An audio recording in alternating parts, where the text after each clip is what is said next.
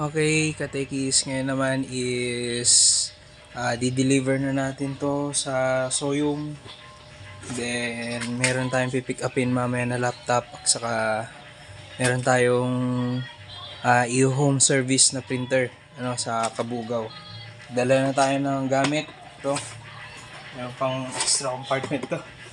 Dito na lahat na kailangan. Mga tools, extension, and siyempre blower. Hindi mawawala ang blower. Then yung ating laptop check. And then yung di-deliver natin printer, yung L31, L110 pala, L110, di-deliver natin sa Soyum. So let's go.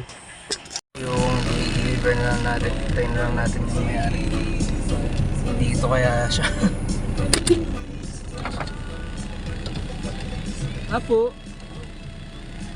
Okay guys, receive na natin. Buti yan, 300.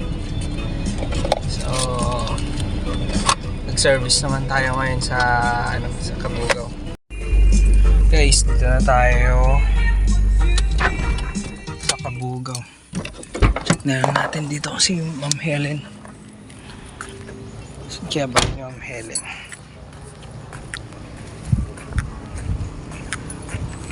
Check natin guys. Ito kaya. Apo. Apo. Apo. Wala pa ata. Wala pa ata ang tao. Wala naman ata kaso dito. Apo. Wala ang doorbell.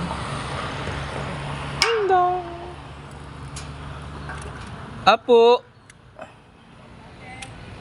Si Ma'am Helen po, dito po bahay ni Ma'am Helen.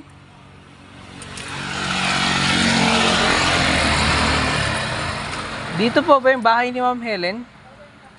Opo. Ay, dito po sa kabila. Dito po sa tapat nyo lang po. Ay, sige po, sige po. Wrong court tayo. Iba pala. Wrong court, wrong court. Tara natin. Dito po bahay ni Ma'am Helen.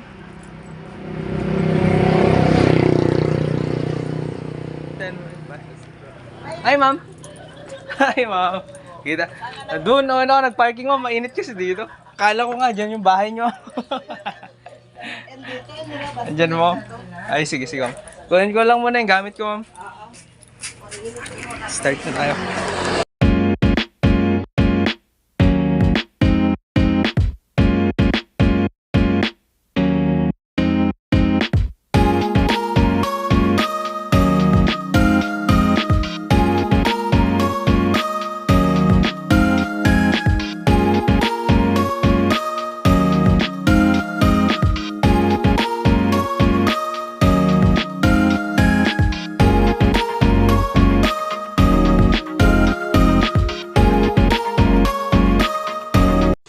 Okay guys, tapos na tayo mag-service kay ma'am.